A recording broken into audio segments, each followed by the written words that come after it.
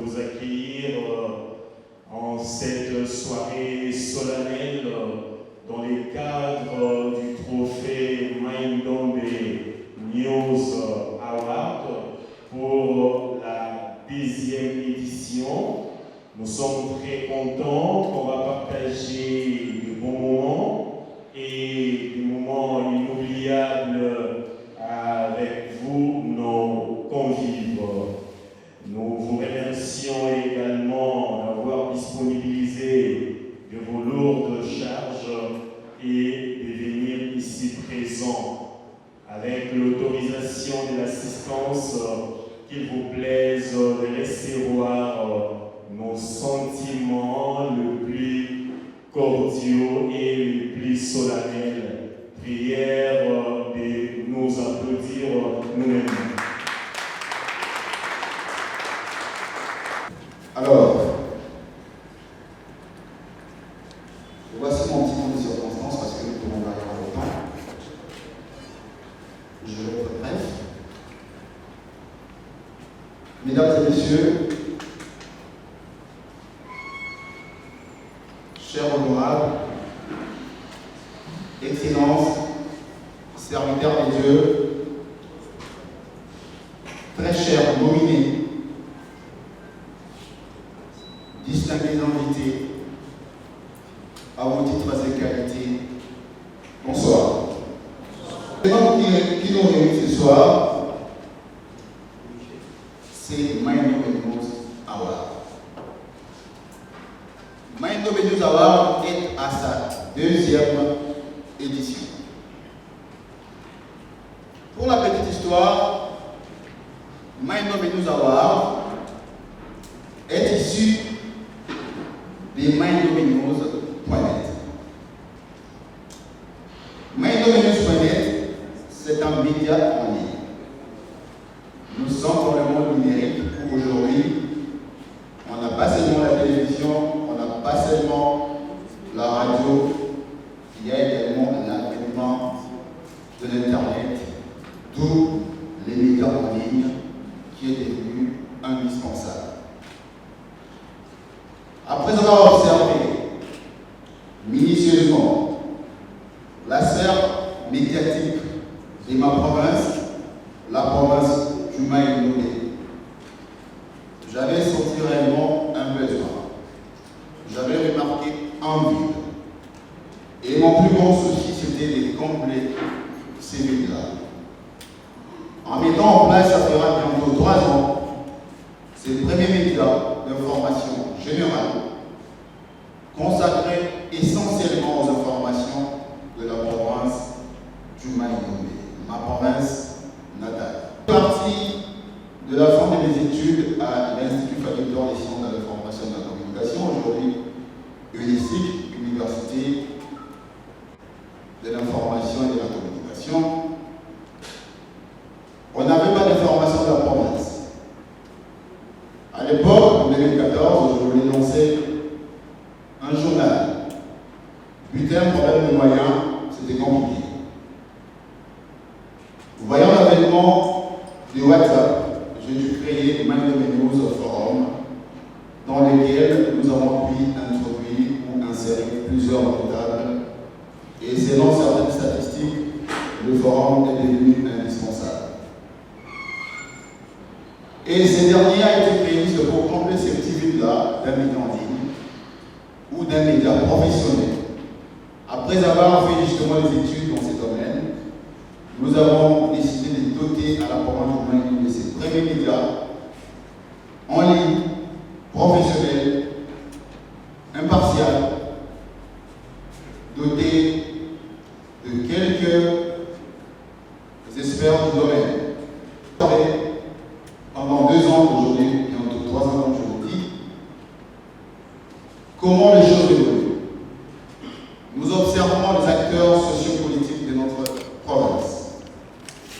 Maindombe News Net couvre essentiellement, comme je le disais tantôt, des informations de la province du Maine-Ndombe, mais nous informons aussi sur le plan international. Toute information ou tout sujet ayant un caractère attrayant, nous les battons pour permettre à nos frères et sœurs qui sont disséminés à travers le monde d'être à la page de l'actualité. Je disais, nous observons les acteurs sociopolitiques qui évoluent dans différents domaines et bien entendu, il y a beaucoup qui se distinguent. Il est évident, comme disait le modérateur en notre province Maïlo et l'eau noire, mais il y en a certains qui se démarquent, qui se distinguent. Nous avons eu des soucis, nous avons senti la volonté de pouvoir honorer, remercier, en tout cas pousser tant soit peu ceux qui se distinguent en mettant en place Maine-Ndombe News Award. Maine-Ndombe News Award, c'est un trophée d'excellence. C'est un trophée pour stimuler ceux qui font bien les choses, qui mènent des actions positives.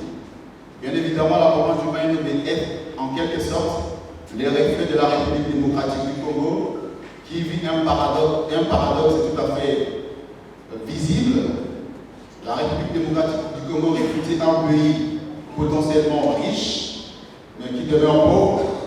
Ma province aussi, la province de la plupart des gens qui sont dans cette salle, et ceux qui nous suivent en ligne, la province du Maine-Ndombe est potentiellement riche, mais demeure l'une des provinces les plus pauvres de notre pays.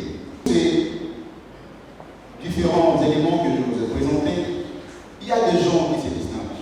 Il y a des gens qui font des efforts pour relever les défis, pour faire rayonner la province du Maine-Ndombe, pour le faire développer. Et nous avons pensé, oui, nul n'est parfait, il y a des gens qui ne sont pas parfaits, mais pour ceux qui font quand même quelque chose, les acteurs au niveau de la classe politique, les ONG, les hommes d'église, etc., nous avons pensé les remercier, les récompenser de leur vivant. Il est aujourd'hui facile de récompenser et d'avouer, d'accepter le mérite de quelqu'un après sa mort ou son départ. Très rare les gens le font du vivant de personnes. Et nous avons pensé du vivant des gens qui se démarquent, les gens qui prennent la parole à l'Assemblée nationale pour défendre notre province, les gens qui sont aujourd'hui réputés des philanthropes, qui posent des actes sans rien entendre en retour, les gens qui vendent positivement l'image de la province du Maine-Ndombe à travers le monde. Nous avons pensé les remercier au travers de ce prix Maine-Ndombe News Award, qui était, il y a une année, à son édition expérimentale, pour la première édition. Là, nous sommes en train de fournir quelques efforts pour cette deuxième édition et espérons que la prochaine édition et les prochaines éditions à venir seront meilleures que les deux précédentes.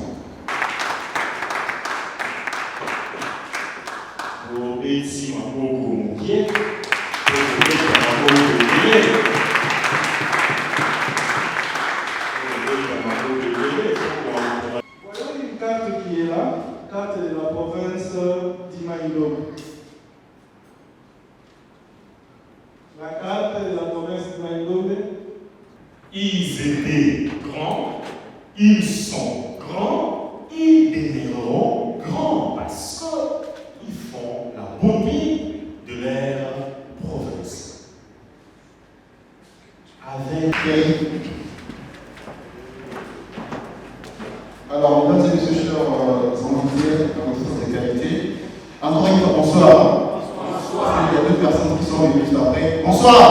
Bonsoir. Vous allez très bien? Non, je pense que les choses sérieuses commencent déjà parce que nous sommes en train d'atterrir. Bientôt là, nous allons atterrir, nous allons connaître les lauréats de la deuxième édition de Maine-Ndombe News Award. Bien avant cela, nous allons procéder d'abord à la présentation des différentes catégories. Nous vous avons expliqué lors de notre mot des circonstances que nous avions 21 catégories. On en a 21 avec 79 ou 79 candidats ou nominés.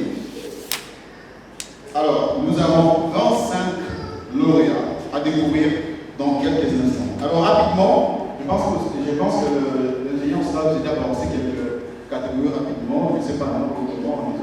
Et moi, je vais rapidement lire et vous présenter aussi le 21 catégories qui est nominé. Le meilleur jeune entrepreneur. Qui sont nominés? Il y en avait 3. On aura qu'un seul, bientôt là, comme meilleur. Alors, parmi le meilleur jeune entrepreneur, il y a M. Richard Consissa, qui est dans la salle, je crois. On a l'ACP de M. le gouverneur Jean-Philippe Gobila. Nous avons la POCEL de M. Abdon Etina. Nous avons les Sénats de M. Émile Mongo, le CONA. Nous avons également UDPS Tshisekedi. Voilà les 4 nominés. Alors, dès l'année, nous avons retenu 2 sénateurs. Il y a le sénateur Frédéric Monfoy et le sénateur Dacio Monkev. Catégorie meilleur député national. Nous avons 3 nominés. Il s'agit de l'honorable Hugo Lorena, l'honorable Innocent Bokele et puis l'honorable Anissé Barama. Et là, c'est Michel Olivimo, il est là, on va dire. Ah, monsieur Richard aussi, ça va bien encore dans cette catégorie. Nous avons, nous avons parmi les jeunes acteurs politiques de Maï Ngombe en 2023, il y a aussi l'honorable Patrick Kalina, il est là parce que les jeunes ont pu se célébrer pour la police.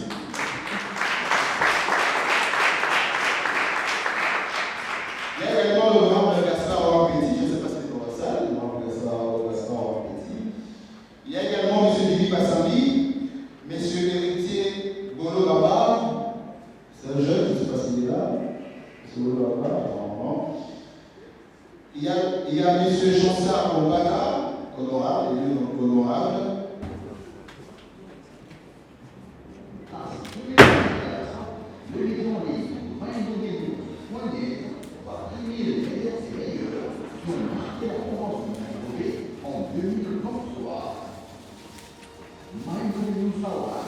C'est un prix d'excellence, un trophée qui stimule les bonnes actions, une distinction honorifique et une reconnaissance provinciale.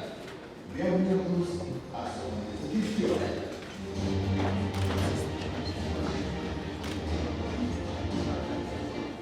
Donc, une catégorie, ce sont nominés 25 euros.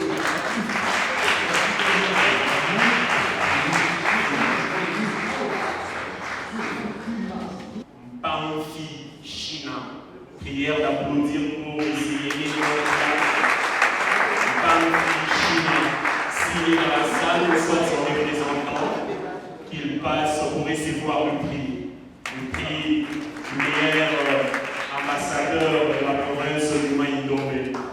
Monsieur Orman, prière d'accompagner le lauréat avec le prix. Voilà, juste en détail, M. Nokateba Kinshasa, c'est quelqu'un qui œuvre de manière considérable pour la visibilité de la province du Maïndomé à l'étranger.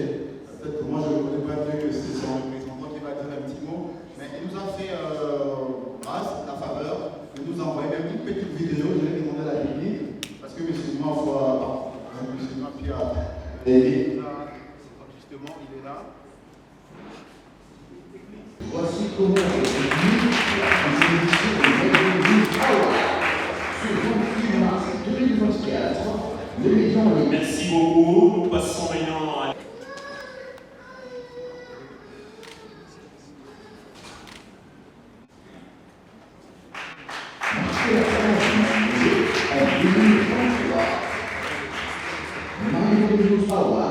C'est un temps où le patron de cette société sénateur, parce que chaque province est représentée par 4 sénateurs. L'un a été élu comme étant meilleur sénateur pour pour l'exercice 2023. Son nom, c'est l'honorable sénateur Dacio Mopé Dali.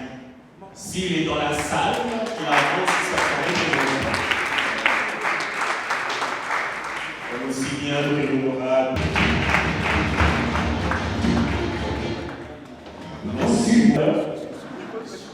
Et suivi par intervenu par M. Ola, l'acteur politique le plus populaire de la province de Maine-et-Loire. Le Maine-et-Loire Poignet va primer les meilleurs joueurs qui ont marqué la province de Maine-et-Loire en 2023. On va recevoir le prix.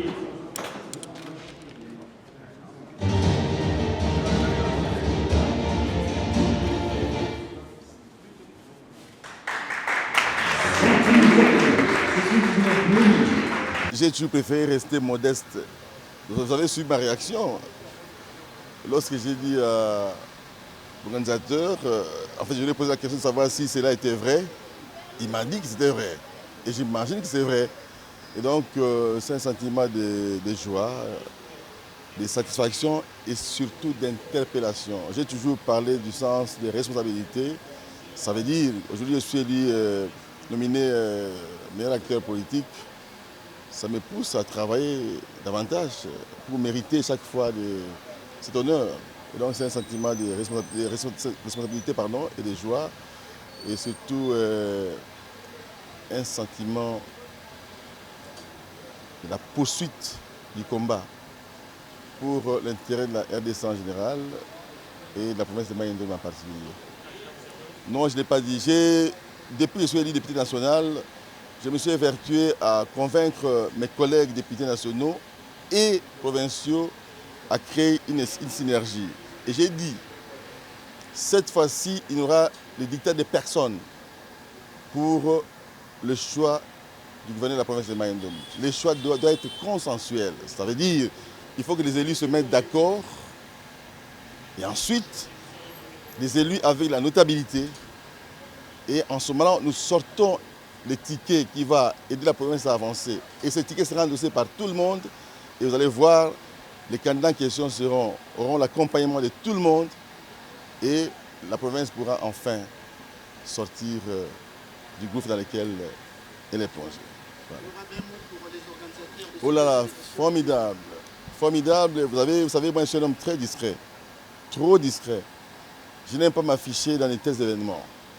Mais lorsque vous voyez ma présence, ça veut dire qu'ils sont considérés parce qu'ils font du bon travail. Et il nous appartient à nous de pouvoir encourager nos frères qui réussissent. Et donc c'est vraiment l'encouragement. Et voilà pourquoi j'ai préféré être présent à l'occasion de cette cérémonie de remise des trophées. Et en tout cas, ils ont toute ma bénédiction. Merci. C'est vraiment des satisfactions en fait, parce que nous sommes déjà à la deuxième édition. Nous avons commencé la première édition, ça s'est bien déroulé. Cette fois-ci, avec la deuxième édition, pensons avoir mis la barre un peu très haut. La satisfaction est vraiment totale à mon avis. 79 nominés au départ pour 25 lauréats. Comment ça s'est passé les critères de sélection et des nominations aussi? Avec les critères de sélection ont été basés sur les actions des différents acteurs menés sur terrain. Quand je parle des différents acteurs, je vois des personnalités, mais également des structures.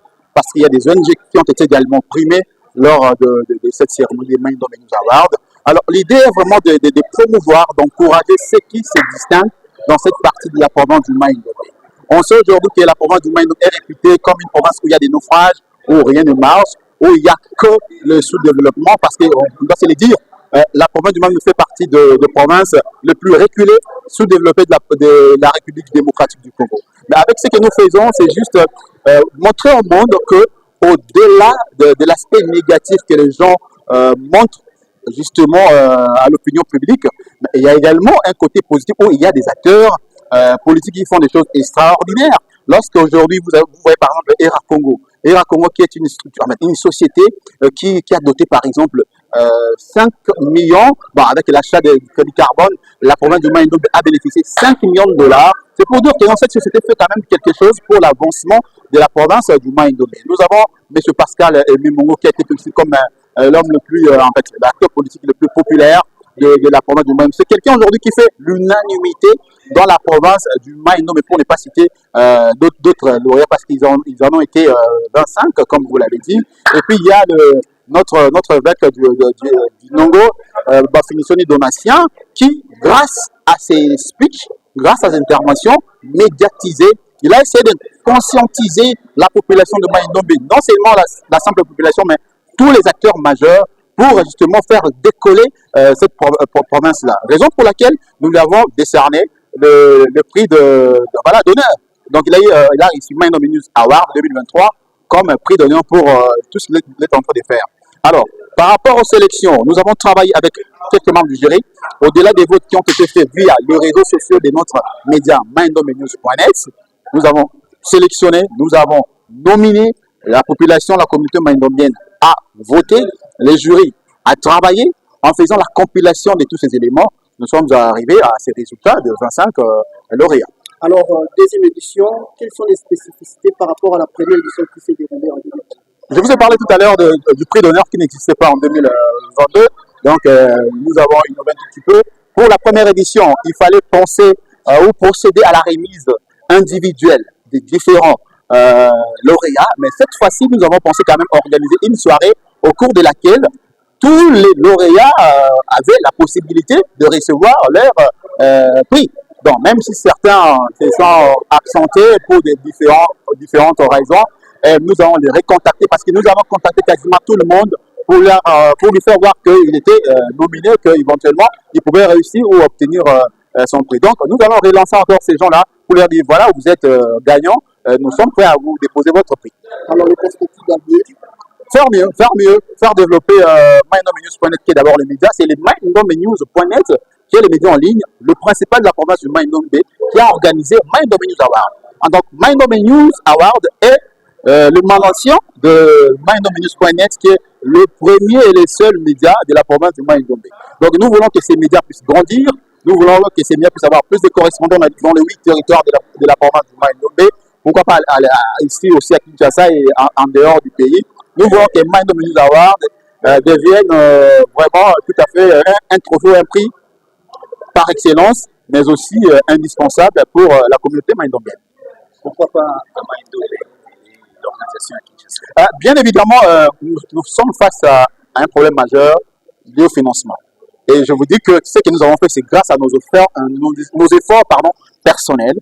Et nous lançons justement l'appel à tous les ressortissants de la province du Maïndomé qui sont à Kinshasa ou en dehors de Kinshasa, en dehors même du pays, de nous soutenir tout simplement pour que prochainement nous puissions organiser cette grande cérémonie. Parce que vous savez, la province du Maïndomé n'a pas ce genre d'activité.